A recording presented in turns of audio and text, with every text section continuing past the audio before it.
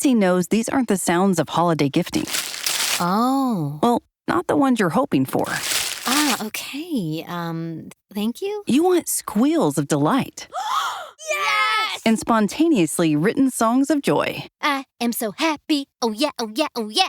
To get those, make everyone on your list feel heard with gifts like personalized jewelry, custom artwork, vintage pieces, and home decor. For original gifts that say, I get you, Etsy has it. This episode is supported by Merrill.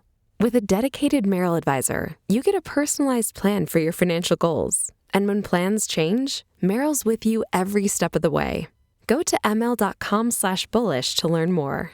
Merrill, a Bank of America company. What would you like the power to do? Investing involves risk. Merrill Lynch, Pierce, Fenner & Smith Incorporated, registered broker-dealer. Registered investment advisor. Member SIPC. This episode of Colossally is sponsored by Rec Watches. Rec Watches is a Danish independent watch brand which has specialised in manufacturing timepieces infused with the DNA of famous legends since 2014. Past projects include watches made from Steve McQueen's Triumph TR6 motorcycle, Carroll Shelby's prototype Mustangs, and John DeLorean's personal DMC-12. Rec's latest release is super special. In conjunction with classic Team Lotus, Rec have created timepieces featuring original parts from Ayrton Senna's 1986 Lotus 98T, chassis number 4, which was driven by the great Brazilian during the last 8 races of the dramatic 1986 Formula One Championship. Anorak fact. Yes, and the original aluminium plenum tubes from that very car have been reforged to form the watch's outer chapter rings and tachymeter scales, which is quite something. Yes, and across the watch you'll find many design references from the car, including the black and gold colour tones, the large 12 number skeletonized onto the rotor, and the movement backplate decoration, which mimics the car's Renault EF15B engine. As a direct result of using original materials in each timepiece, this collection is strictly limited to 989 watches, with each individually numbered. So if you want one, head to recwatches.com. That's recwatches.com. Best of all, as a listener to this show, you can enjoy 15% off your purchase. Simply use the code THERACE at checkout. That's THERACE, all one word, at checkout. And now, on with the show. The Athletic.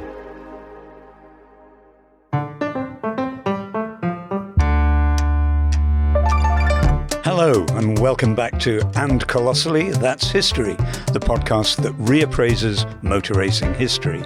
I'm Richard Williams, and as ever, I'm here with my friend and co-host Matt Bishop. How are you, Matt? I'm very well, thanks, Richard. And as ever, I'm very much looking forward to our latest step back in time, because in this episode, we'll be talking about two hugely charismatic and wonderfully gifted drivers from the 1950s, Stirling Moss and Mike Hawthorn. And more specifically, we'll be discussing and analysing their duel in 1958 to become Britain's first Formula One world champion. I imagine that many of our listeners, particularly those with a deep interest in motor racing, will be familiar with the names of both of them. And perhaps some of our older listeners will even remember watching both of them race. But for younger listeners, yes, I think we can safely say that both were brilliant racing drivers and both, as it happens, were British.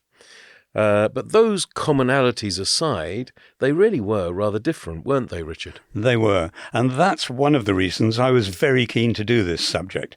As you say, Matt, they were two very different characters, and in fact, I think their head-to-head rivalry represented the beginning of fandom in Formula One, in that people tended to pledge their allegiance to one driver or the other, Moss or Hawthorn, a bit like choosing between the Beatles and the Rolling Stones in the 60s, or, I suppose, Blur and Oasis in the Britpop years. Well, I agree, but I agree. Other than, I don't think anyone called it fandom in the 1950s. Definitely not, and it wasn't always there.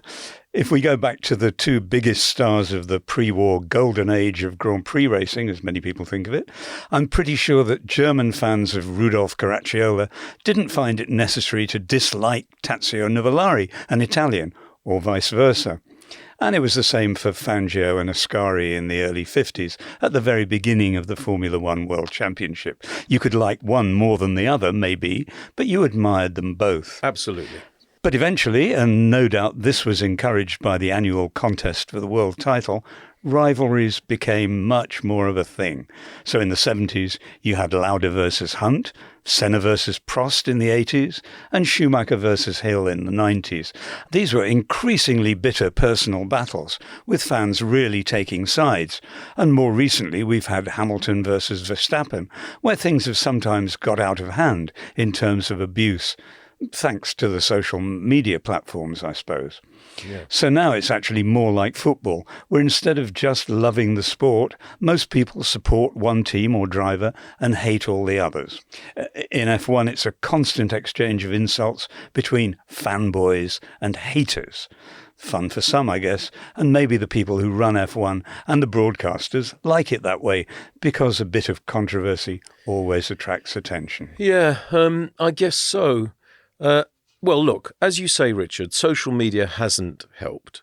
I'm far from being an expert when it comes to social media algorithms, but what I do know is that dissent and disagreement are definitely profitable for the likes of Twitter, or X as we're supposed to call it, I think, and perhaps even Drive to Survive, which, let me make clear, has been a great thing in many ways and remains a great thing in many ways, but whose storylines tend to focus on conflict quite a bit. And maybe it has also stoked a kind of fan tribalism, if I can use that word, which is what you were talking about, I think, which perhaps some people who've been featured prominently on that show should have known better than to get involved in and thereby encourage.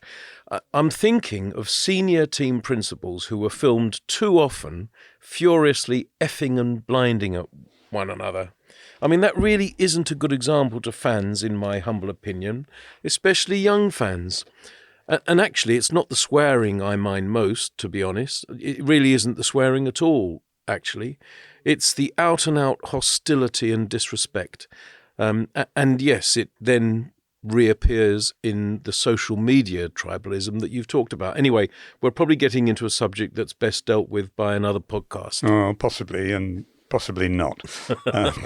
But let's go right back to the more genteel 1950s, where in one corner you had the dashing but highly professional and media-friendly Stirling Moss, Mr. Motor Racing, who famously loved sticking it to Ferrari.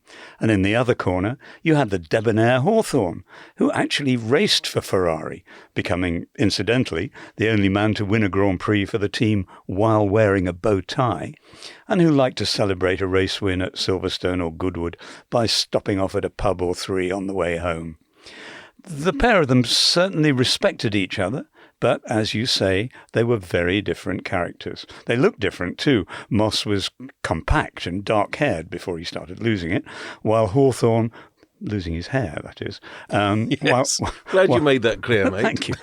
While Hawthorn was tall and blonde. And their rivalry was good news for the newspapers, who also loved the idea of bold young Brits going off to do battle on foreign fields. They did, yes. And one other thing I should have said that they had in common was age.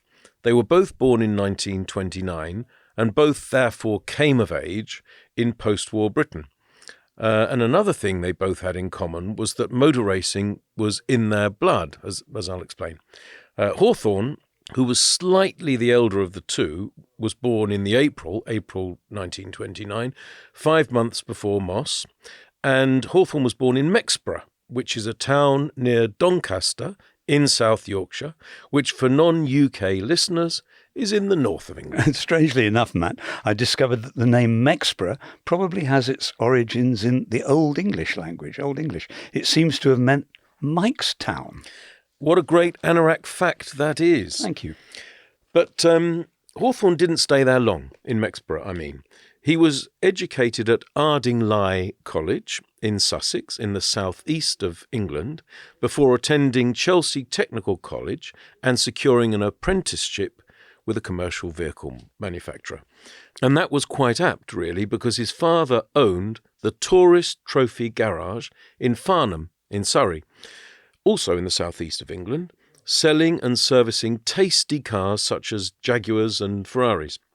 And if you think the garage's name was a homage to motorcycling, you'd be right, because Mike's father did indeed race motorcycles. And, sorry, you're going to have to allow me a rather personal anorak fact here, Richard. Are you ready? Oh, no. Here it comes. Well, because a mechanic who worked at that garage and who actually travelled with Hawthorn to Grand Prix on the continent in the early 1950s, Spa and Rouen in 1952, I think, working on Mike's cars in his Cooper Bristol days, was Huey Sewell, who married my grandmother's first cousin. I give up. You win. There's no topping that one. There you go. That's a bit of an anorak fact, yes. Anyway, as I say, Moss also had motor racing in his blood. He was born in London to Alfred and Aileen Moss, who both raced too, didn't they, Richard? Yes, Moss's parents had actually met at Brooklands in Surrey, the cathedral of pre-war British motor racing. And here's another anorak fact for you. Stirling's dad, Alfred, was a descendant of a family of Ashkenazi Jews known as Moses, until they left Germany at the end of the 19th century, when they settled in London and changed their name. So Moss is derived from Moses. And since Stirling's Scottish mum had wanted to call him Hamish and was only narrowly overruled, he might have risen to fame not as Stirling Moss, a great name for a racing driver, but as Hamish Moses. Didn't he actually say, if I'd been called Hamish Moses, not Stirling Moss, it wouldn't have been so good for me? I'm sure that's true. Yes. I mean, that's a very headline-friendly name, Stirling Absolutely, Moss. Yeah. Anyway, his father would become a very successful dentist, but he also had a passion for motorsport in his youth, and he competed at Brooklands in the 1920s. And then, when he was spending a few months in the USA in 1924 studying dentistry at a college in Indiana, he actually entered the Indianapolis 500 and finished 16th. Fantastic. Pretty good, huh? Yeah. Alfred's wife, the former Aileen Crawford, was the great-great-niece of Black Bob Crawford, a hero of the Peninsular War in the early 19th century, in which, as you will remember, Matt, Spain and Portugal and Britain fought the French. Wow. Aileen was a very keen equestrian, which was something she passed on to Stirling and his sister Pat. But she also entered races and rallies in her own three-wheeled Morgan. And after they were married in London in 1927, she and Alfred competed together in rallies and trials. I have to say, the last minute has just been a screed of Richard Williams' anorak facts. More to come. Okay. So, obviously, as with Mike Hawthorn, it almost seemed preordained that Stirling Moss would get into racing himself. And the two of them were just the right age to take advantage of the revival of motor racing in Britain just after the war, because there were lots of decommissioned former RAF fighter and bomber bases ready to be turned into circuits, with decent tarmac surfaces and a few straw bales lining the corners. And there were also lots of demobbed pilots who'd returned to civilian life, perhaps resuming their former careers, but looking for some excitement in their lives again. And engineers and mechanics who knew how to turn bits of old Austin 7s and Fiat Topolinos, or Topolini, into serviceable racing cars. And there were plenty of enthusiasts ready to organise the meetings, acting as stewards and scrutineers and track marshals.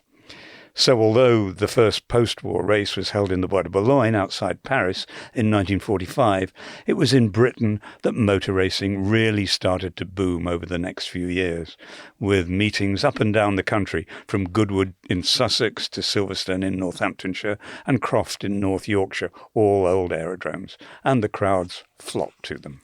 They did, and it's fair to say that both men, talking about obviously Hawthorn and Moss again, made rapid progress in that burgeoning motor racing scene. Progressing, I suppose, by today's standards, ludicrously quickly to the top echelon.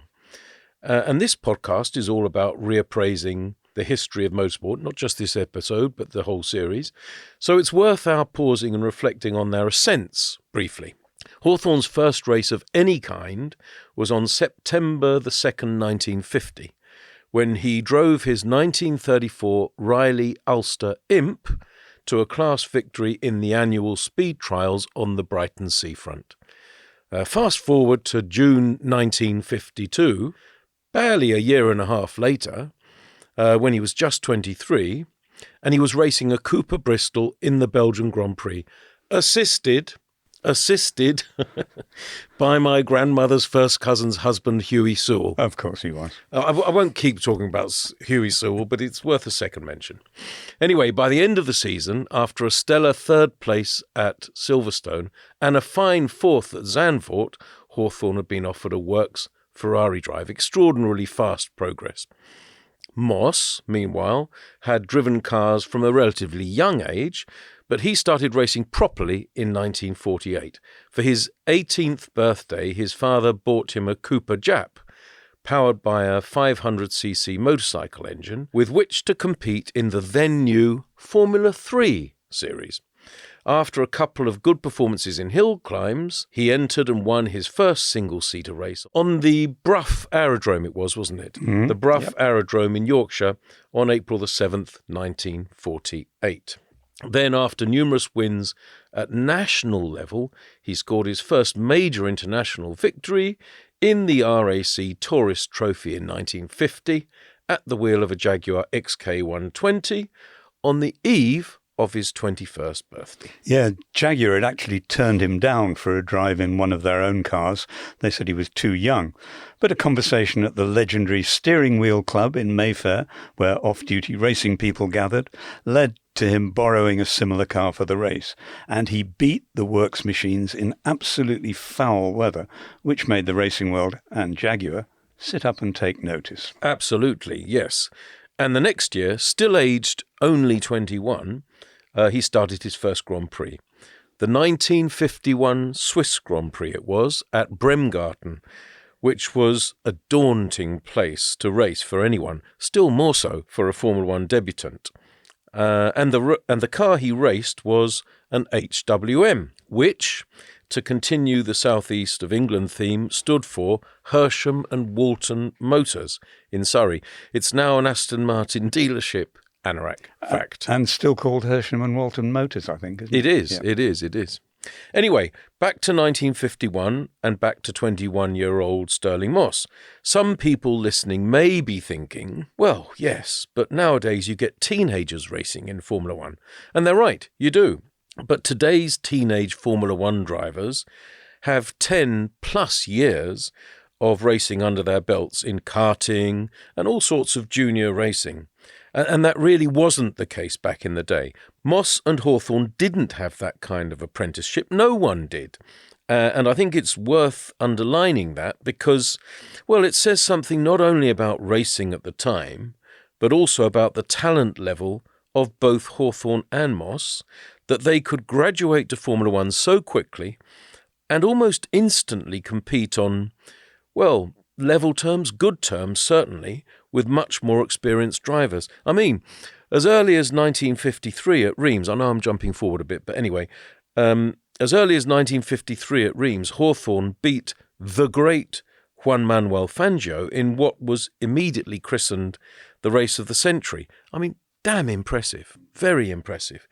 But as I say, I'm running ahead a bit now, and I'm actually going to leave you to describe that race properly and in detail a bit later on in the pod. Yeah, I wonder if the early success of those two had something to do with horses and motorbikes. As a schoolboy, Moss won a lot of show jumping trophies, and Hawthorn was successful in motorcycle trials and scrambling as a teenager. I think that may have helped them develop their feel for speed and movement, and balance in particular, I think. But no doubt their natural talent was the big thing. But I think you're probably right. You've got a point. You know, they didn't just start racing from never having competed on anything on wheels. No, they got a feel for competition too. Yes. You mentioned that Hawthorn was offered a drive by Ferrari at the end of 1952, which he accepted, of course. And that's another intriguing subplot in our tale. Moss had been offered a drive with Ferrari a year earlier, but it never came off. And what actually happened played a big part in shaping his career.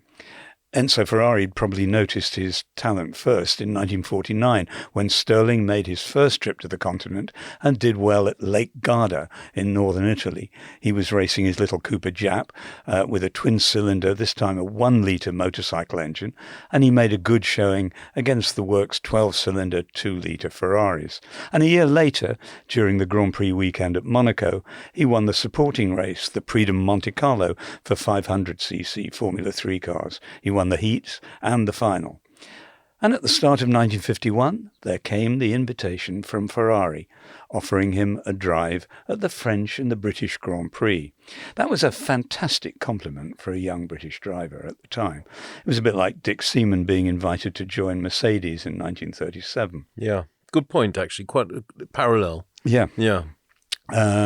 But of course, Seaman was the inspiration for the only real inspiration for the generation of Moss and Hawthorn. He was the only bloke, in the 30s who'd really gone from Britain and taken on the Continentals. They didn't have the phrase, if you can see it, you can be it, but that's what he was. Yeah, he was. Mm.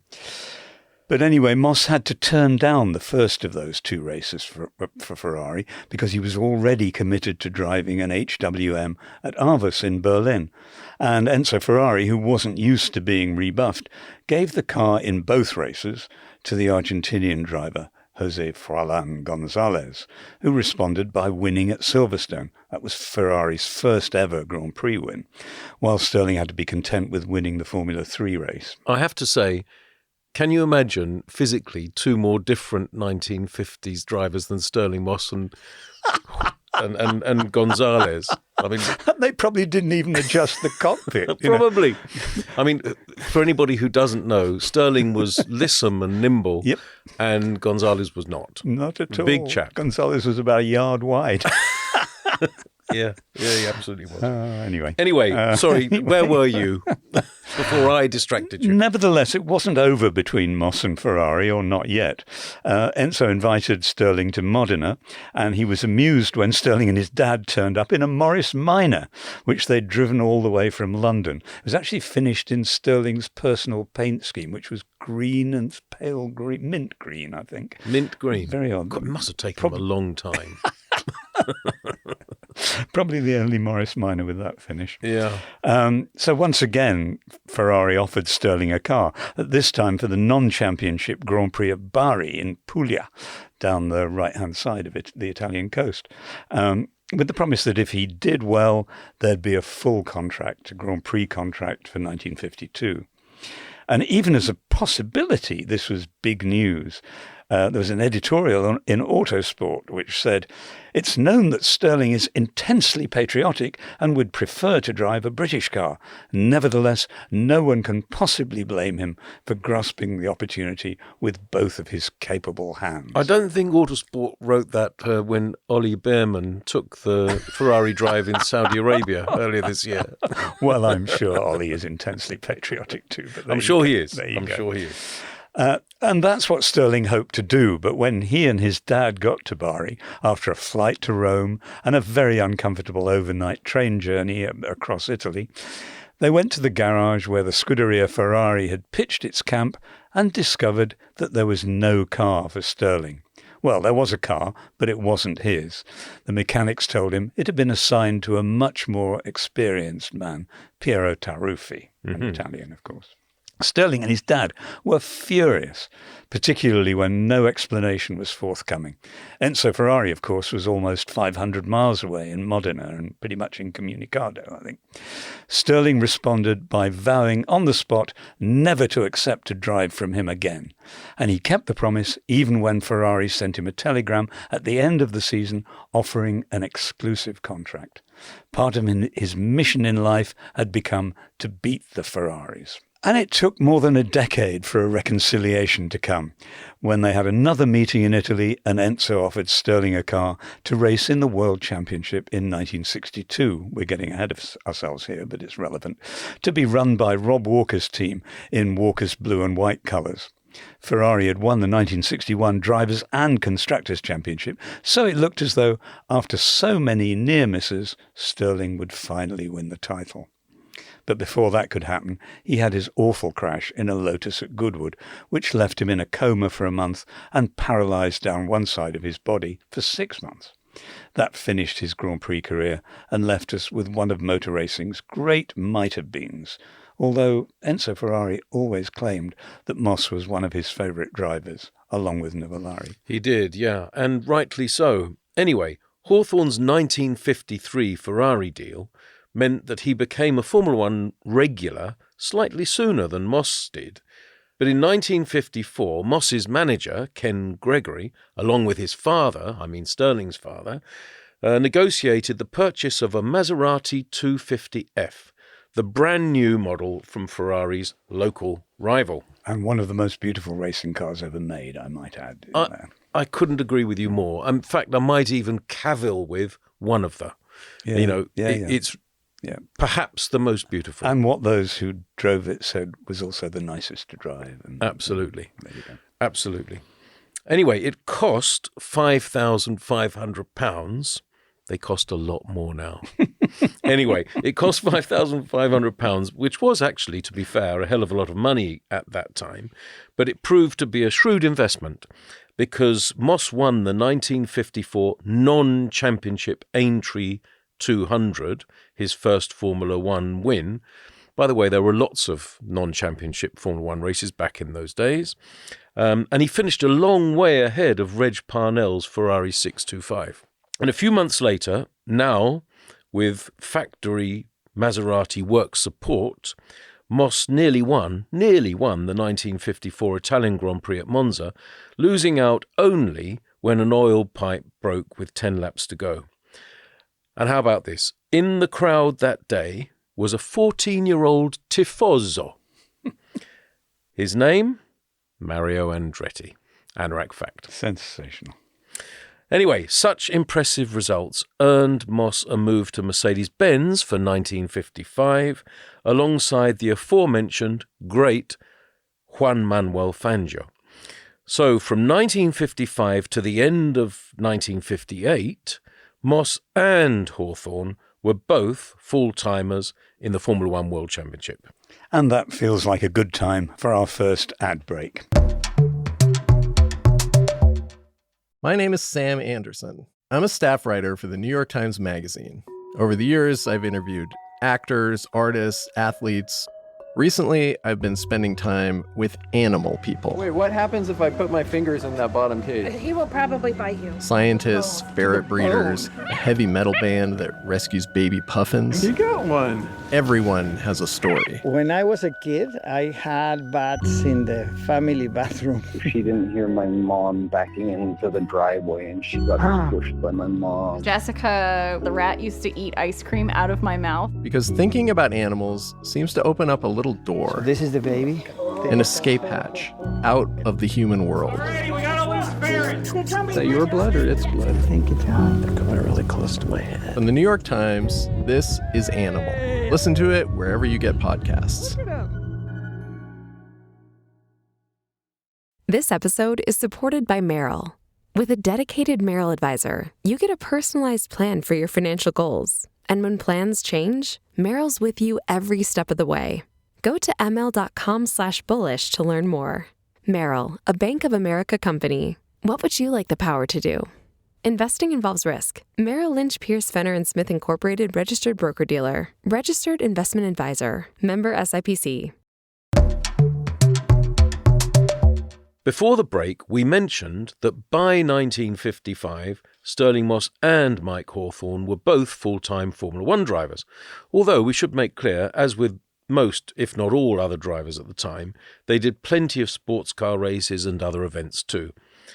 I'm going to ask you, Richard, how well known were they to the British public by that time? I mean, I'm asking you without being cheeky because I hadn't been born in 1955, nor would I be for another 7 years, whereas you were already a schoolboy and doubtless a regular Autosport reader. Not quite. The money from the paper round didn't stretch that far. Okay. And you never nicked a copy of Autosport either. But those two were very well known indeed by then, and not just to motor racing enthusiasts. In my memory, they were up there with the biggest stars of British sport. Stanley Matthews in football, and Dennis Compton in cricket, Reg Harris in cycling, and Roger Bannister, of course, in athletics. Moss and Hawthorn were young, and they were succeeding in a glamorous sport. Of course, the general public, including me, hardly ever saw them in action. There wasn't much sport on the single TV channel, 2 channels after 1955, and no Grand Prix racing on TV at all, apart from newsreel clips if there was a big accident or something. British Pathé type of thing. Exactly. Yeah. So there would be, Aintree 1955, you'd see 20 seconds or something. But otherwise, you just saw them in still photographs in the newspapers. But that didn't stop Moss and Hawthorn becoming heroes to people of all ages, but particularly, I have to say, to schoolboys like me. I was very quickly a Moss fan. There was something I and lots of others liked about his sort of cool elegance at the wheel and his habit of winning against the odds. That was very appealing. But it was Hawthorn who, of the two, scored the first really major success when he became Britain's first World Championship Grand Prix winner in 1953 in France, and then repeated the trick in 1954 in Spain. And now you're going to tell us about the race of the century, Reims 1953. Well, that first win at Reims in 1953 made headlines. The first Grand Prix victory for a Brit since Seaman at the Nürburgring in 1938, and an incredibly dramatic one. Hawthorn's Ferrari and Fangio's Maserati, 2 red cars, raced neck and neck up the finishing straight at top speed on the final lap, with Hawthorn gradually pulling ahead to take the checkered flag by a very narrow margin. Yeah, very, very narrow. I think it was barely a second. Mm-hmm. And the lead had changed, if I'm not mistaken, again and again every lap for 2 hours and 3/4. Fantastic. Yep. And a year later, he showed it hadn't been a fluke by winning again for Ferrari at the Pedralbes street circuit in Barcelona. Moss, on the other hand, had to wait until 1955 for his first win in a World Championship Grand Prix. It was at Aintree, on the perimeter road of the Grand National course, and it was in a Mercedes. He finished a couple of lengths ahead of Fangio, the world champion, and the team's number 1 driver. And the celebrations were huge, of course. British driver winning the British Grand Prix. But afterwards, some people wondered if Fangio had allowed Moss to win on home ground, just as he'd let another teammate, the German driver Karl Kling, win the Berlin Grand Prix the previous year. Fangio, being a gentleman, of course, always denied it. Yes, he did. And, well, look, obviously I don't know whether or not Fangio gifted that win to Moss or not. No one does. No one does now. But I do remember, if I may move the subject on slightly, I do remember that when, in 2016, I took Kevin Magnussen to have lunch with Stirling and his wife Susie at their famously high-tech Muse House in Mayfair, London. You must have been there. I have, yeah. Yeah, wonderful place. Yeah. Absolutely wonderful. Beloved of magazine writers, Yes. in interior decoration magazines. Wonderful, and a privilege to be inside it. Anyway, the reason I took Magnussen was that Moss was and still is Magnussen's all-time hero, which I think is a feather in a young Dane's cap. Don't you agree? Oh, yeah. Absolutely. Anyway, that's why I arranged the lunch for us all. And while we were sitting there, having, by the way, beer and twiglets, I had the feeling that must have been served in the Moss's house for decades. The dinner of champions. You can imagine Susie saying, "Don't worry, lunch of champions." Yeah, lunch. Imagine Susie saying, "Don't worry, Stirling, I've got the beer and the twiglets."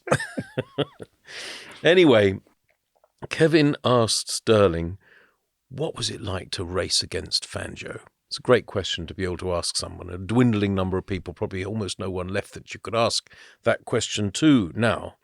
And I'm not very good at the Moss impersonation, but I'll just show that I'm being Stirling Moss.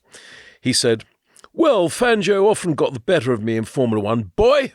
Remember, he always called you boy. Right. Mm-hmm. Yeah. And he was well into his 80s at the time. "But in sports cars, I could usually handle him." And I remember Kevin just looking at me and saying, "So cool." Stage whispering under his breath. Anyway, back to 1955. Yeah, lovely story. But one of the things I liked about Stirling was hearing him say once, somebody once said to him, "Don't you get bored telling people the same stories? They ask you the same questions and you have to tell them the same stories." He said, "No," he said, "and that happens all the time." He said, "But I always think when somebody asks me about, something, that I've spoken of millions of times, they haven't heard the answer from me." And that's true. Isn't that marvellous? It's marvellous, and it's true. That he would give that to people. Very generous. Yeah. He was a great man. But I'll just, if I may, tell you one little story about that Magnuson lunch, Twiglets and beer. And Susie had prepared, you've probably seen Stirling's famous scrapbooks or something. Oh, yeah. Anyway, he took out some scrapbooks, or she had rooted out some scrapbooks from the early 60s, where he'd raced in Roskilde, which is in Denmark. In fact, Kevin's hometown. Very sweet of her to find them. Anyway, they turned the pages and he said, "Boy, you might want to look at this one." And there was a picture, and of course it's in Danish. And what does it say, boy? Kevin read the headline and said, "It says you won." And then he turned a couple more pages. And what does it say with that one, boy? It says you won again. Anyway. All right. Back to 1955, when Moss also won the Mille Miglia, which was the grueling time trial around 1,000 miles, as the name suggests, of Italian public roads. And he won it in a Mercedes 300 SLR sports car. Helped by his co-driver, the journalist Dennis Jenkinson, whom we often mention in this podcast. He charged from Brescia to Rome and back in 10 hours and 7 minutes at an average speed of 97.95 miles an hour. And that's a record that stands in perpetuity since the race was abandoned after several spectators were killed 2 years later. Magnificent, really, wasn't it? Magnificent. It was a magnificent race. And I actually drove the whole of that 1955 route a few years ago. It took me not 10 hours, but 3.5 days. But you didn't have Jenks sitting next to you. I didn't, no prompting me. And I also observed traffic lights and speed limits, more or less. More or less. But anyway, we'll do a podcast on the Mille Miglia one day because it really deserves it. It does. It certainly does. Back to the rivalry. Hawthorn also won a sports car classic that year, the 24 Hours of Le Mans, sharing a Works D-Type Jaguar with another Brit, Ivor Bueb. But the victory was tainted, to say the least, by Hawthorn's involvement in an accident 4 hours into the race, in which Pierre Leveg's Mercedes flew into the enclosure opposite the pits, killing himself along with 83 spectators, the youngest of them an 11-year-old schoolboy. It seems incredible today that the race should continue to the finish, but it did. Mercedes withdrew their other two cars during the night, including the one in the lead being driven by Moss and Fangio, and Hawthorn and Bueb took the win. They did indeed. And if I may, I'd like to read a short passage about that race, Le Mans 1955, from Hawthorn's autobiography, Challenge Me the Race, which was published actually in early 1958. Quote, "Suddenly, out of the corner of my eye, I saw something flying through the air. It was Pierre Leveg's Mercedes, which went cartwheeling over the safety barrier, bounced once, then disintegrated with the force of an exploding bomb. It was all over in a second or two, but it remains fixed in my mind like a slow-motion film." End quote. Then Hawthorn goes on to describe the accident in much more detail over quite a few pages, and he finishes that description of the race as follows, and if I may read just a little bit more, Richard. Quote, "The next day, as the special editions of the newspapers began to arrive at the circuit, it was obvious that public opinion was going to turn against motor racing. But public opinion is something that is aroused and moulded by people in faraway newspaper offices and radio stations, by politicians and so-called informed sources. The tens of thousands of spectators at Le Mans showed no anger, only a staggering fatalism.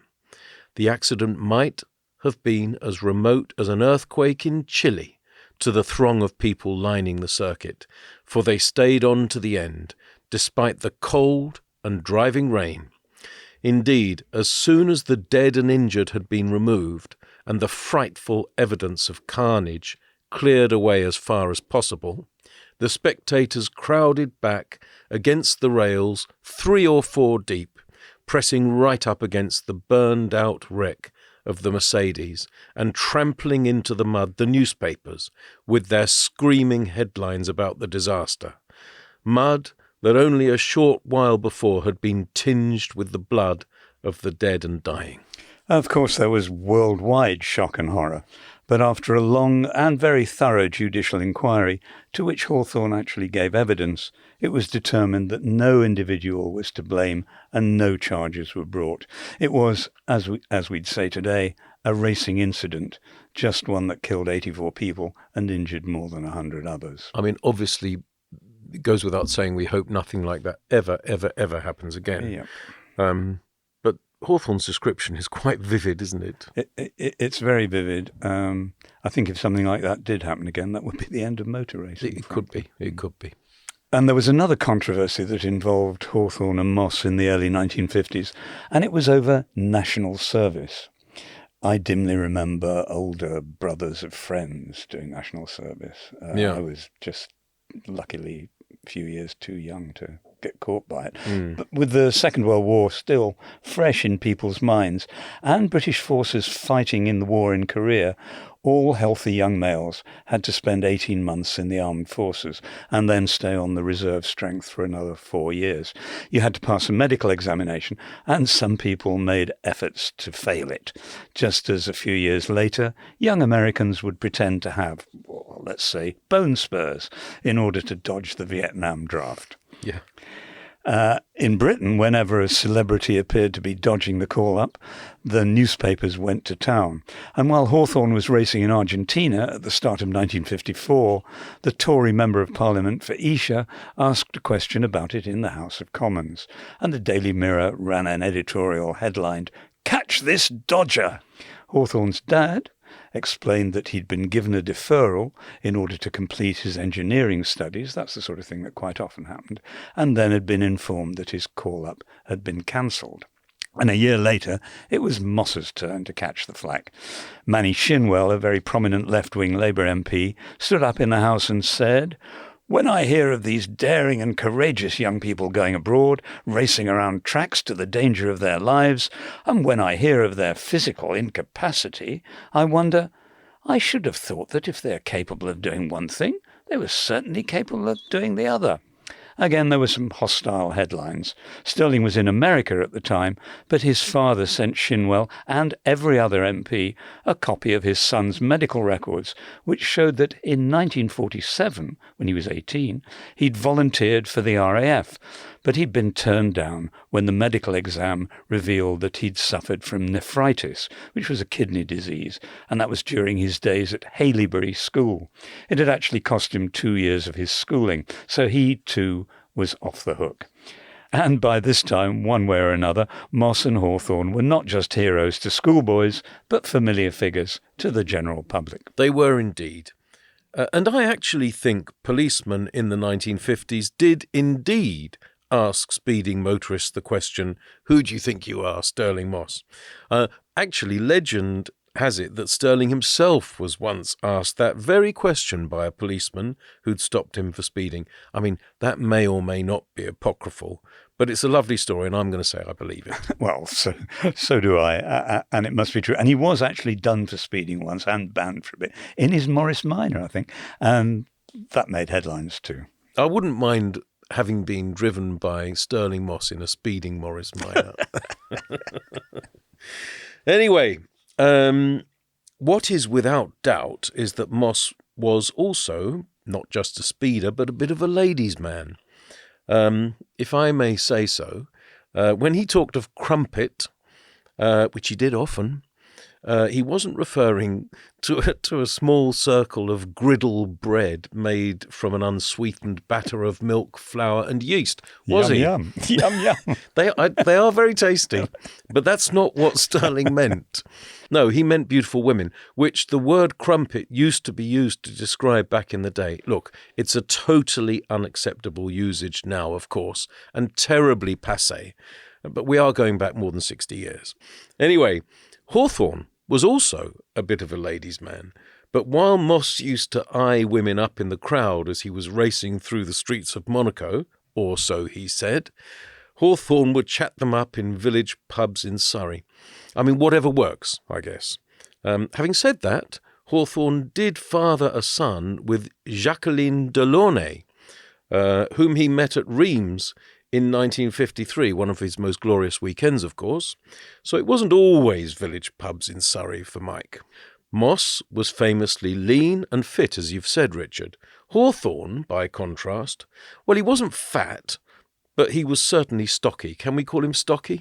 I guess, yes. Yeah. Yeah. He wasn't fat, but he was stocky. Well, he wasn't Gonzales, don't get me wrong. Definitely not, no. No. Anyway, although Moss went prematurely bald, he always looked younger than Hawthorn, I thought, despite Hawthorn's luxuriant shock of blonde hair. Hawthorn's sports jacket and bow tie, almost ever present, even when he was flat out flailing away at the wheel of a Formula One car, believe it or not, also made him look old. Well, to modernise anyway. I mean, he had about him the look of a country squire, didn't he? Yeah, there was a bit of the Young Farmers Club about him, I always thought. Anyway, they both smoked. Everyone did back then. Stirling smoked cigarettes, promoting Craven A, a once popular brand that disappeared in all but a very few countries long ago. Back in the day, though, Craven A ads carried a photograph of Stirling in a race helmet, puffing on a ciggy, alongside the quote, "When I smoke, I'm choosy.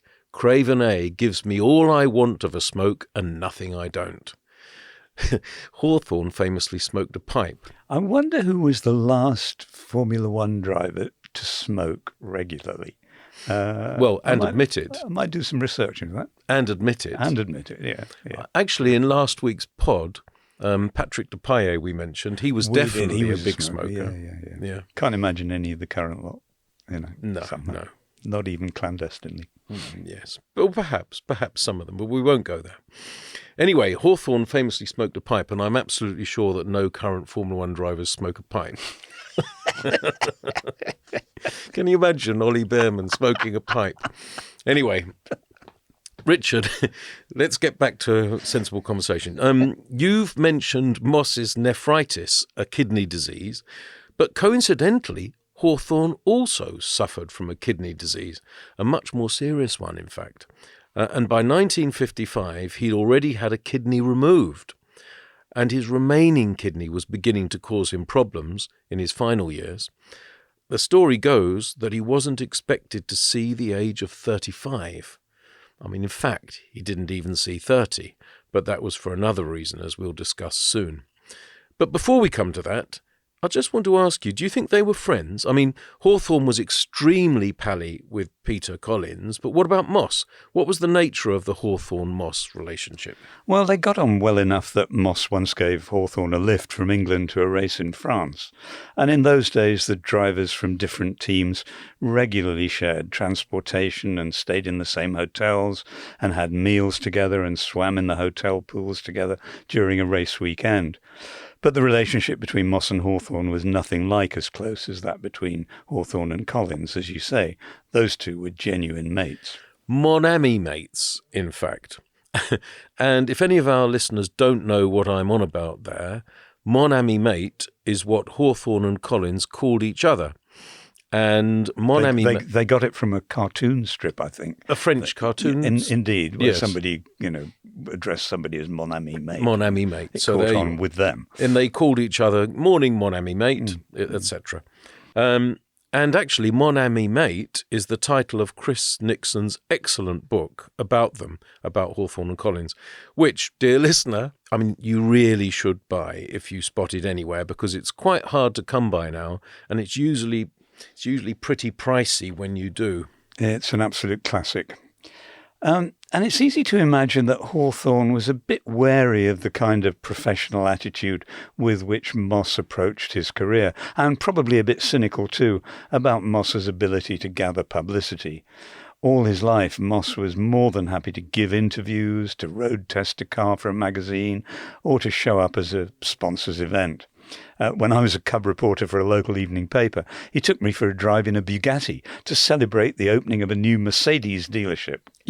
I have to say, the way you've just dropped that in, when I was a cub reporter, I was driven by Stirling Moss in a Bugatti. Well, here's another one. Many years later, when I was working for a national paper, I sat behind him in a 2-seater soapbox cart going down the Goodwood Hill to publicise the Festival of Speed. Amazing. And before we set off, I said, "You be Moss, I'll be Jenks." Sorry. Anyway, so those are two examples of how he turned being Stirling Moss into a very successful business, which could be sustained very profitably after the end of his Grand Prix career. And Hawthorn was known to refer to him from time to time, behind his back, as Moses, his family's old Jewish name. Of course, that would be unacceptably anti-Semitic now. But back then, I have to say, it probably seemed like a bit of relatively harmless public schoolboy joshing.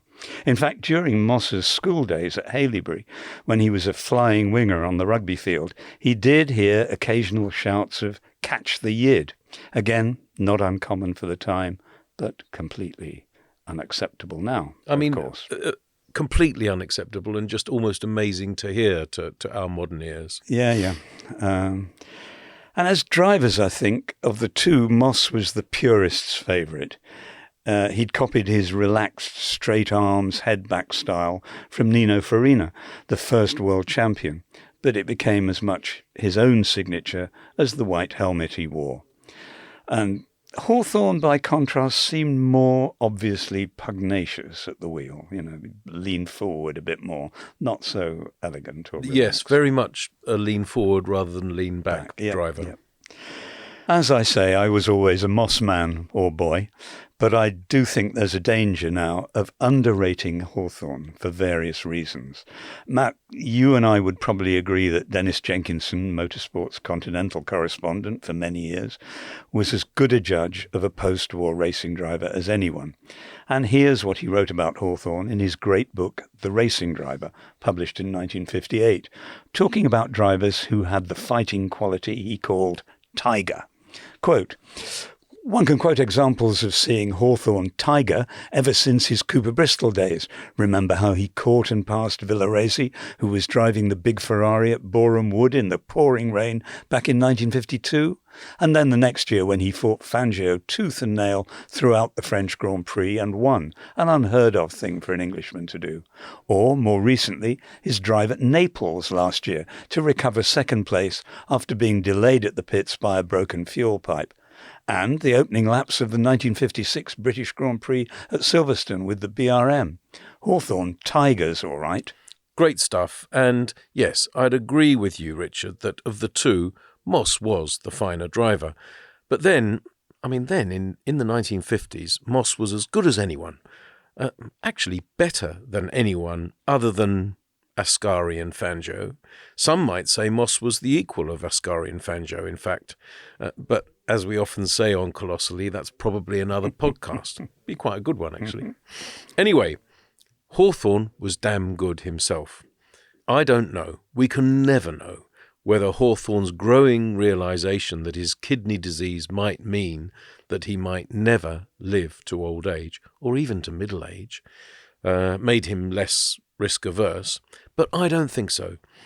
His driving was never aggressive, nor even devil-may-care in the manner of, Nino Farina. Well, not on track anyway. On the Guildford bypass, one rainy day, maybe it was, but we'll come to that later. Of course, attitudes to risk were rather different in those days, and drivers were asked about it all the time in interviews. Moss was nearly killed several times. On the banking at Monza in 1957 when the steering failed on his Maserati at 160 miles an hour. And at Spa in 1960 when a wheel came off on his Lotus and he broke both legs and crushed 3 vertebrae and was racing again within 7 weeks, believe it or not. Amazing. But here's what he said. quote, "If you ask me if it was a dangerous sport, I'd say yes, obviously. But what's the point of living if you can't do at least one thing?" As for Hawthorn, even after his involvement in the catastrophe at Le Mans and the deaths of Luigi Musso and Peter Collins, he thought that a concern with safety precautions was something that could be taken too far. Bear in mind, too, that when he rejoined Ferrari in 1957, his teammates were Eugenio Castellotti, Alfonso de Portago, Musso and Collins, and within 18 months, all four would be dead. Quite a tally, quite a telling statistic. Yeah, that was an awful time. Yeah. And here's something he wrote. "Motor racing is dangerous. It's dangerous to climb up mountains. It's dangerous to cross main roads. It's dangerous to explore a jungle. Grand Prix racing is a calculated risk accepted by those who take part in it. No regulations could be drawn up which would guarantee safety. If you take away the normal hazards of motor racing, you take away the reasons for going motor racing." That's from a book called Champion Year about the 1958 season, which he finished with his ghostwriter after the final race in Casablanca and which was published a few months later after his death. Actually, it's an interesting point because therefore both Moss and Hawthorn had in common the view that danger was part of it. I think they all did in those days. I think they did. The attitudes varied slightly, and some preferred the safety of old aerodrome circuits. Others, like Moss, preferred road circuits with the telegraph poles and ditches and farmhouses and stuff to run into. Amazing.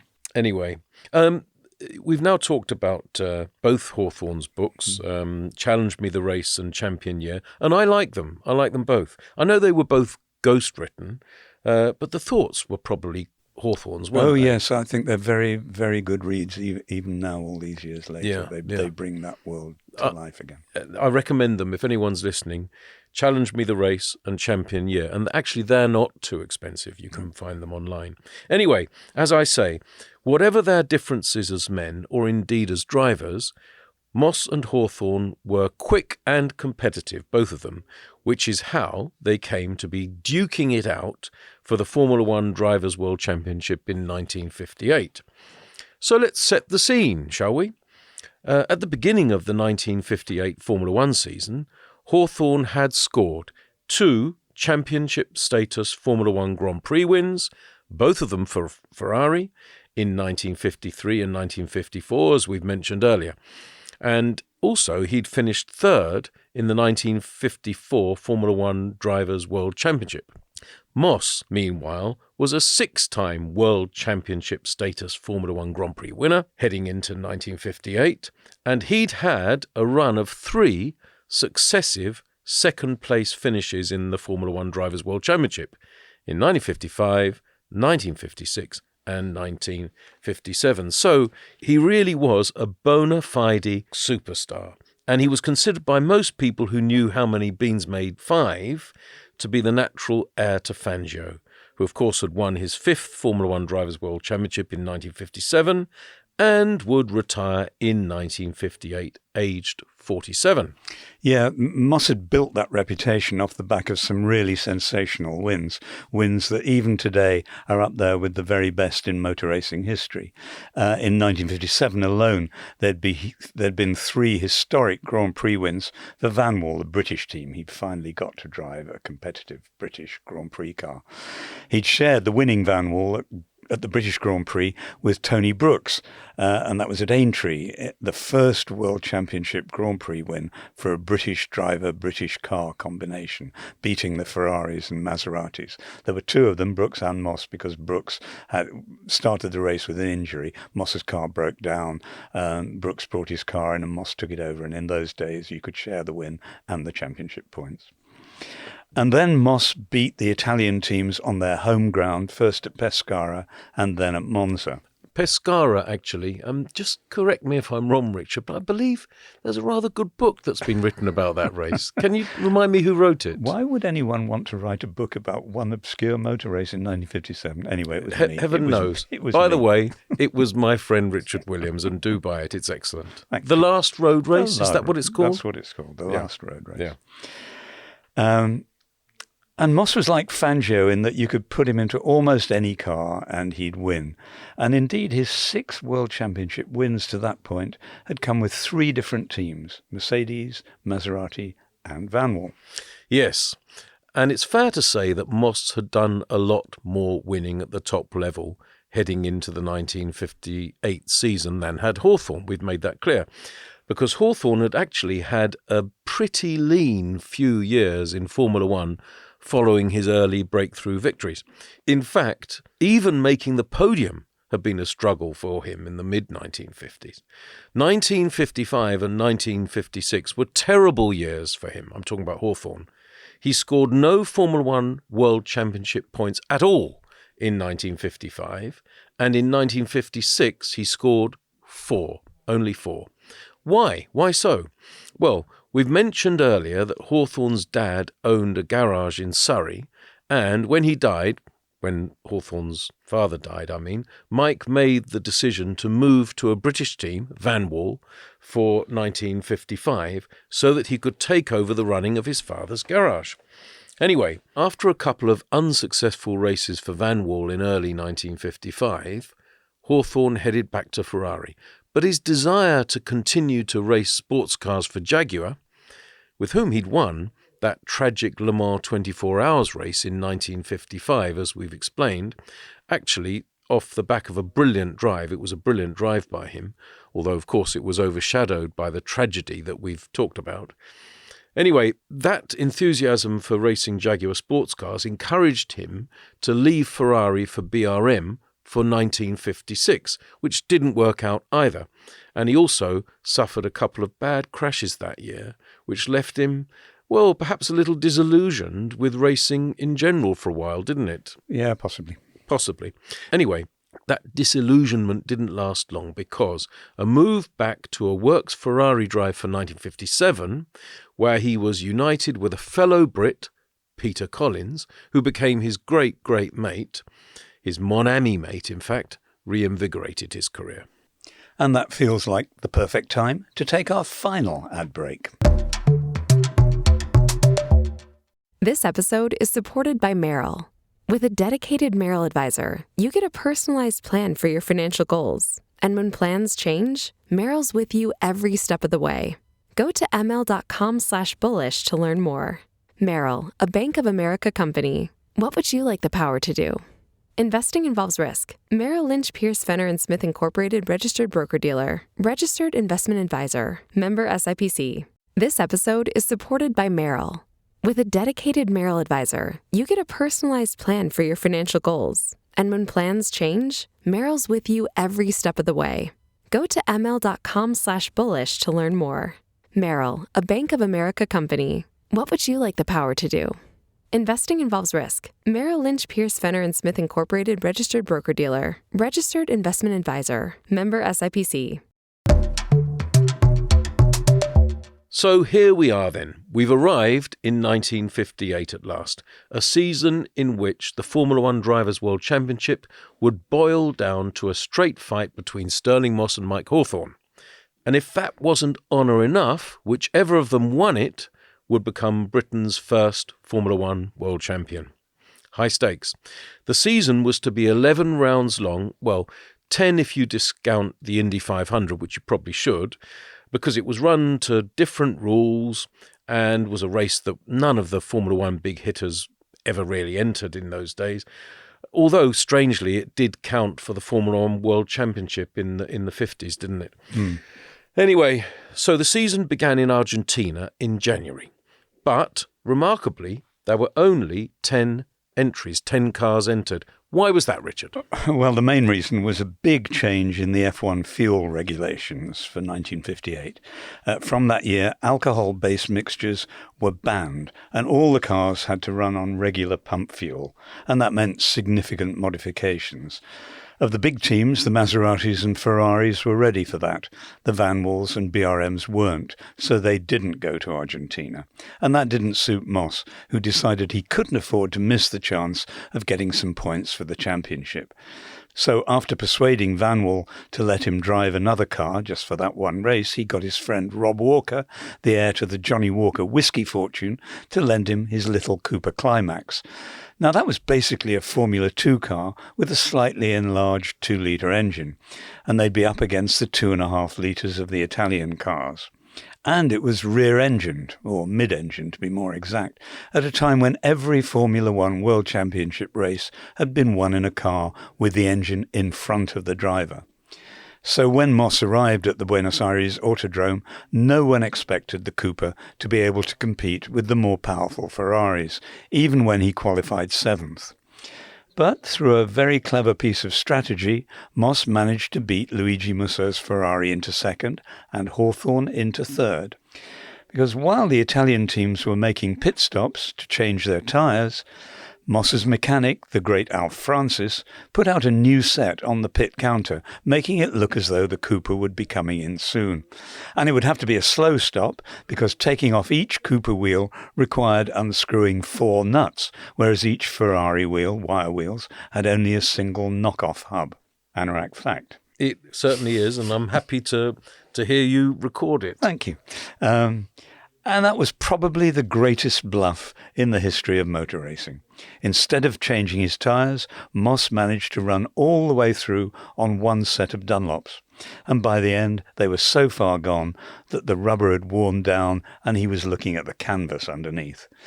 But he managed to hang on, and he finished 2.5 seconds ahead of Musso, who was furious that his team had been fooled. I have to say, it is one of the great victories, because it had that tactical gamesmanship, but totally legit. Yep, absolutely. And then Moss had to be able to handle the tyres even as they were falling apart. Yep, and Musso was catching him, of course, at the end on fresh tyres. So it must have been brilliant to be there. God, imagine it slowly dawning on the Ferrari team. Oh God, we've been hoodwinked here. Yeah. And here are a couple more Anorak facts for you, Matt. It was Cooper's first World Championship win as a constructor and the first Grand Prix win for a rear-engine car, or mid-engine, since Auto Union in the 1930s. Nice one, Richard, or nice too, I should say. God knows how many Anorak facts we've clocked up this podcast, but anyway, plenty. Anyway, Cooper won the second race of the 1958 season too at Monaco, albeit, imagine that in this day and age, it was 4 months later.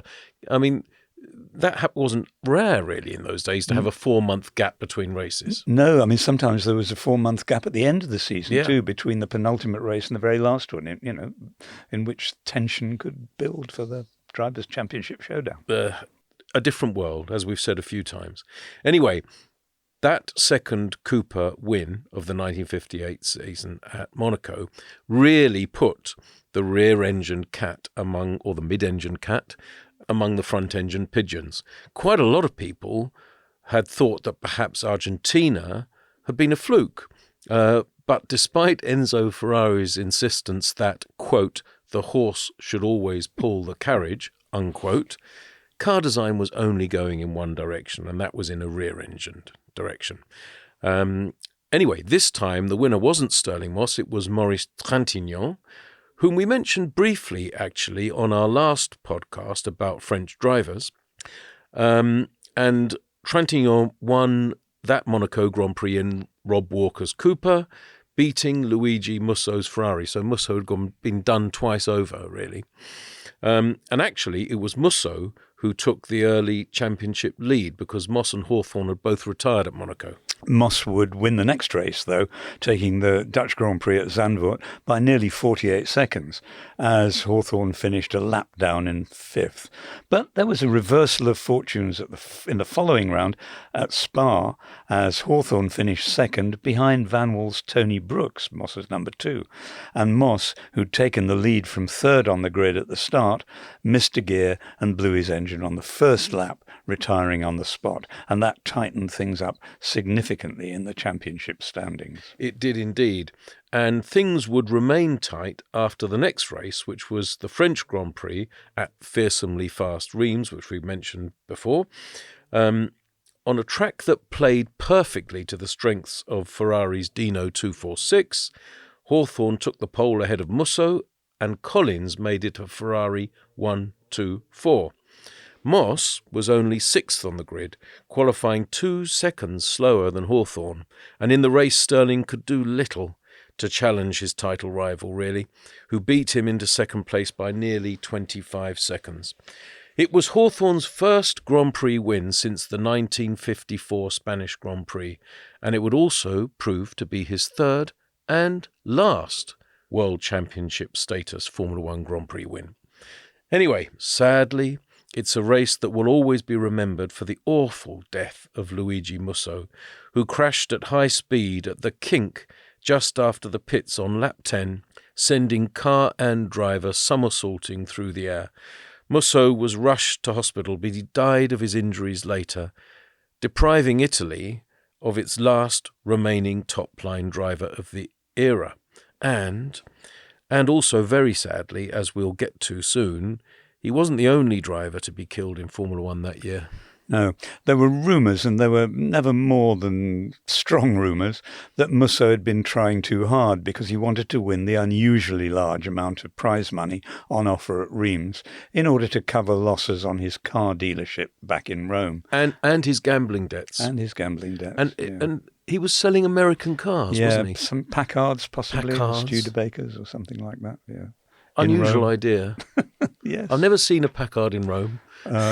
He was probably trying to sell them to the people from the film industry, maybe the booming Italian film industry in Rome. Well, never mind. Anyway, his girlfriend, Fiamma Bresci, claimed afterwards that his English teammates, Hawthorn and Collins, had ganged up against her Luigi, which forced him to drive beyond his limits. I find that very hard to believe, although I can completely understand how her grief might have made her think it. She said she hated them, in fact. She did. She hated them immediately afterwards, but then she also said that she saw them playing football with a tin can in a hotel courtyard one day, and she thought, I can't really carry my hatred of these two guys with me forever. So there we are. Fair enough. Musso was quick. He wasn't Fangio quick or Moss quick, but he was capable of winning a Grand Prix if they weren't around, although sadly he never managed it. And as you've said, Matt, he was the last of a generation. Italy and Ferrari didn't have another driver of that quality until Lorenzo Bandini in the 60s. But anyway, the next race was another good one for Hawthorn in championship terms, as he finished second behind Collins in the British Grand Prix at Silverstone. And at this point, you have to remember that Collins was also very much in the running for the World Championship. But even better for Hawthorn was that Moss, who'd taken pole position, picked up another non-score after suffering yet another engine failure. Yes, and those failures were beginning to derail Moss's World Championship challenge. And he'd suffer another one at the next race, the Nürburgring, DNFing again, did not finishing again. Hawthorn also DNF'd at the Nürburgring, though, but far, far worse. He had to endure the loss of Collins, his great friend and teammate, who was killed after his car left the track and struck a tree head-on. Richard, how devastating was that, not just for Hawthorn and Ferrari, but also for motorsport in general, particularly in the UK? Was there ever a sense that Hawthorn might quit the sport at that point, there and then, do you think? In Hawthorn's book Champion Year, which you've mentioned already, and which he dedicated to Collins, incidentally, he finished the chapter on the tragedy of the Nürburgring with the following very short paragraph. Quote, "Fame, somebody once said, is the span of a day, but to live in the hearts of people, that is something. They are words that might well have been written with Pete in mind." End quote. He was extremely fond of Collins, wasn't he, and dreadfully upset when he died. Yeah, he was devastated. And after his friend was killed, he may have begun to think about quitting at the end of the season, once the championship had been decided. But if he did, he didn't tell anyone. And as we often find ourselves saying, in those days attitudes to death were just different. Very often I'd look at my dad's Daily Telegraph on a Monday morning and see that a top driver had been killed. Ascari, Castellotti, De Portago, Musso, Collins, and later on Jean Bérard, Harry Schell, Von Trips, the Rodriguez brothers, Bandini, of course, and Jim Clark, who was my next hero after Moss. When you just reel those names off one after another, it really brings it home. And there were more. Yes. Those are just the really famous ones. Yeah. And it was awful. And it was shocking every time. But it was never really a surprise. And it never seemed like a reason for anyone to stop doing it. So Hawthorn didn't quit. He raced on. And 3 weeks later, at the next race in Portugal, on the challenging Boa Vista street track in Oporto, he finished second behind Moss, but only after an act of extraordinary sportsmanship from Moss that's remembered to this day. And it happened on the final lap of the race, with Moss leading and Hawthorn second. Mike had actually spun, and in restarting his Ferrari and getting back onto the track, he'd briefly pointed the car against the flow of the racing traffic. That was against the rules. A marshal reported him, and he was duly disqualified. But, very dramatically, Moss intervened on Hawthorn's behalf, going to the meeting of the race stewards afterwards to argue that the Ferrari had been on the pavement, not on the racetrack itself, when Hawthorn was getting going again. And Mike was reinstated to second place. Had Moss not supported him, Hawthorn would have been disqualified, and his championship chances would have been severely damaged. I had no hesitation in doing it, Moss once told the journalist Maurice Hamilton, adding, "I can't see how this is open to debate. He wasn't on the circuit. The fact that he was my only rival, in the championship he meant, didn't come into my thinking. Absolutely not." Matt, was this the greatest act of chivalry and sportsmanship in F1 history? Good question. Well, it was certainly one of them, yes. And are we going to resist the temptation to compare and contrast the sportsmanship of Moss in 1958 with the antics of some of today's Formula One stars, or indeed some of today's Formula One team principals? Yeah. Yes, I think we are. Let's stay with 1958. Do you agree? Yes, today, for sure. Okay. Next up was Monza. Moss took the pole, but he went out, retired, after just 17 of the 70 laps with a broken gearbox. The race was won by Moss's Vanwall teammate Brooks, Tony Brooks, his third win of actually a brilliant season. Yeah, he would have been a worthy champion too. Absolutely. And you called him Moss's number two, which is technically true at the time, but he wasn't anybody's number two. He wasn't, no. Anyway, Hawthorn finished second. So Hawthorn had a hefty lead going into the last Grand Prix of the season, but Vanwall had won the Constructors' World Championship at Monza, the first ever, incidentally, because prior to 1958 there had been no such thing as a Constructors' World Championship. Anorak, fact. Yep, and as you say, that set up a final race showdown in Morocco, with the Ain Dab circuit in Casablanca hosting its first World Championship Grand Prix and, as it would turn out, its last. Only the top 6 results from each driver counted towards the title in those days, so the maths was a little tricky to work out, especially for a maths dunce like me. But essentially, to win the title, Moss needed to win the race and grab the extra point for setting fastest lap, with Hawthorn finishing no higher than third. Or to win without the fastest lap, with Hawthorn again finishing third or lower, but again without the fastest lap. You did that pretty well for a maths dunce. Quite convincing for somebody who took 3 goes to pass O-level maths, yes, okay. So Hawthorn took the pole, but Moss was next to him on the grid, only a tenth of a second slower, and he took the lead at the start and led all the way to the finish, as well as setting the fastest lap. And behind him, his Vanwall teammate Tony Brooks held second place, keeping Hawthorn at bay until his engine blew up just after half distance. Phil Hill, Ferrari's replacement for Peter Collins, took over second place, but near the end, when it became that he wasn't fast enough to challenge Moss, the American obeyed instructions to slow down and let Hawthorn by. So Hawthorn got the 6 points for second place that he needed to clinch the championship by a single point from Moss. And at the end, Moss got out of his car and shook Hawthorn's hand. "So you got it done, you old so-and-so," he said, except he probably didn't say so-and-so. He probably didn't. For Van Wall, though, it was hard to celebrate becoming the first ever champion constructor. Tony van der Velde, the team's owner, had achieved his long-held ambition of beating those bloody red cars, the Ferraris and Maseratis.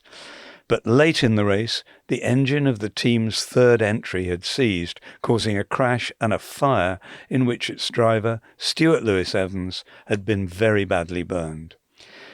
Van der Velde used his private plane to fly Lewis-Evans straight back to England, where he was taken to the specialist burns unit at East Grinstead Hospital in Sussex.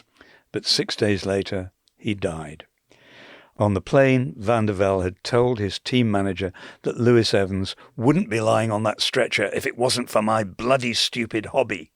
A month later, he'd withdraw the Van Wall team from further immediate involvement in Grand Prix racing. And once again, Matt, imagine that happening today. A team winning the constructors' title and then shutting its doors. More or less unthinkable, I'd say. Anyway, Tony van der Velde wasn't the only one deeply affected by the tragedy.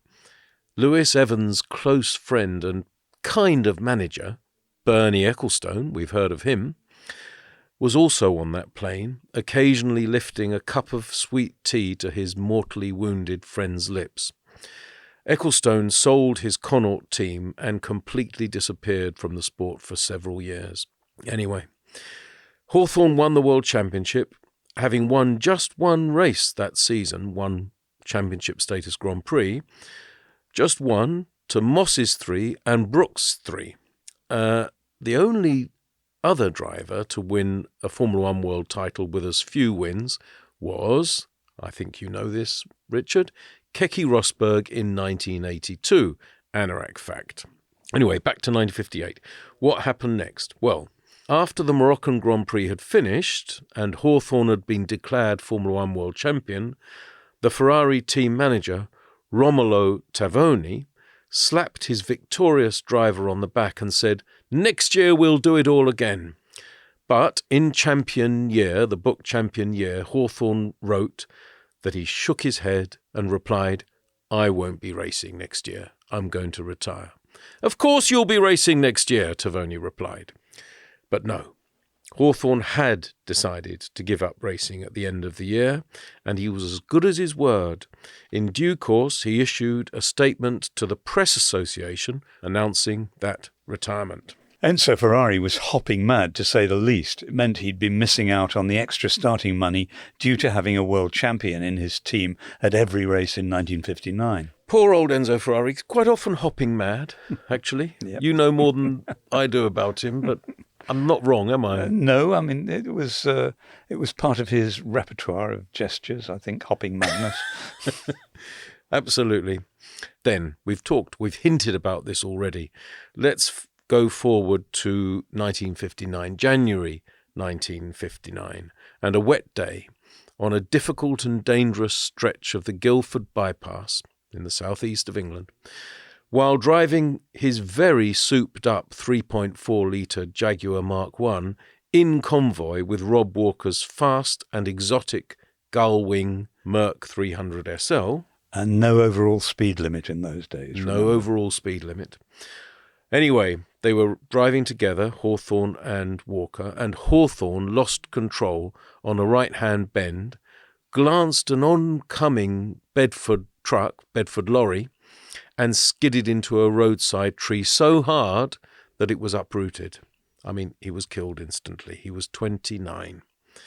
At the inquest, there was an inquest, Walker refused to reveal when, I think repeatedly, I'm told, asked by the coroner how fast they'd been driving, and his refusal prompted press speculation that they'd been racing each other. And perhaps they had. In later life, Walker no longer denied it, in fact. Anyway, the coroner returned a verdict of accidental death. It's rather poignant that if that was a race between them, it was a race between a green Jaguar and actually I can't remember the colour of Rob's Mercedes, but it was a German car, a Mercedes. Yes. Yeah. Yes. Anyway, it was a tragedy. And I think Hawthorn is underrated now. You've mentioned that, Richard, and I would go along with it. As we've said, no, he wasn't as good as Moss, nor was he as good as Fangio or Ascari, but he was as good as Collins, probably, in my view, and he raced with more margin than Collins, his Mon Ami mate. Perhaps he wasn't quite as good as Brooks. I'm a big Brooks fan, actually. And while we're on the subject, this is what Moss said about that. Quote, "Mike and Pete were both bloody good, but I wouldn't rate either with Tony." End quote. So Moss was destined never to win the title, although he might have done if he hadn't crashed at Goodwood on Easter Monday 1962.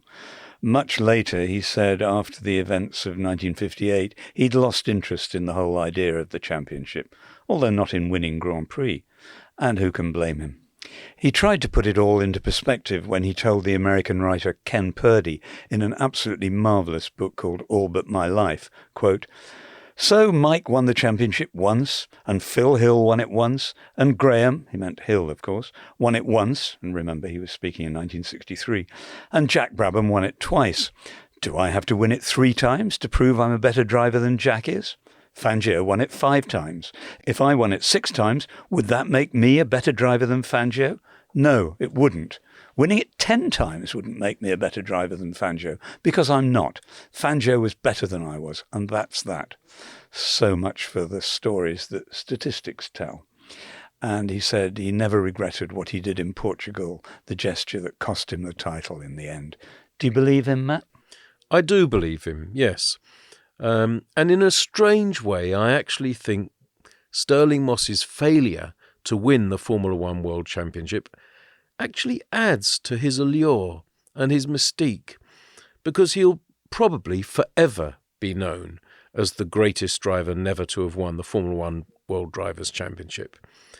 But listen, he started 66 World Championship status Formula One Grand Prix. He won 16 of them. He bagged 16 pole positions and 19 fastest laps.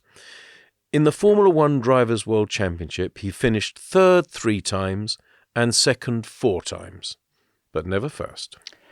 But you could see what he meant and still means to people when his life was celebrated in a memorial service at Westminster Abbey this summer, with a packed congregation including several world champions, and with some of his most famous cars, including the literally priceless Mille Miglia Mercedes, parked outside in the sunshine. It was a very emotional day. But Hawthorn isn't forgotten either. Every year, on January the 22nd, that's the anniversary of his death, a group of enthusiasts and people who knew him gather quietly and informally to pay tribute at his grave in a cemetery in Farnham. That's a different scale of tribute, maybe, but it's no less profound and heartfelt, and perhaps in keeping with the man. Indeed so. And that feels like a great place to say, and colossally, that's history. We hope you've enjoyed our look at the 2 men who inspired the generation, who inspired the generation, who inspired the generation, who inspired the generation of Lando Norris and George Russell. I thought you were on repeat there, like a stuck record, but now I see what you're on about. Thank you. Anyway, if you'd like to share your thoughts on today's episode or any of the other subjects we've touched on in this series, you can get in touch via podcasts@the-race.com or via social media. I'm at the BishF1 and Richard is at rwilliams1947. By the way, I'm on Twitter and now Blue Sky. You're not yet on Blue Sky, are you? I haven't yet made the transition. You might.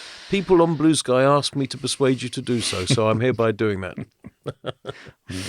Anyway, remember, if you want to enjoy ad-free listening or treat yourself to some Colossally merchandise, there are links to both the Race Members Club and the Race Shop in the episode description. And actually, now is the perfect time to join the Race Members Club, as we've got a special Black Friday offer where you can get 30% off your first month. So that's it for this week. Until next time, with thanks to our very patient producer, Johnny Reynolds, and to you for listening, and of course to Mike Hawthorn and Stirling Moss for their immense and unforgettable contribution to the history of the sport. It's goodbye from me. And it's goodbye from him. And Colossally, that's history.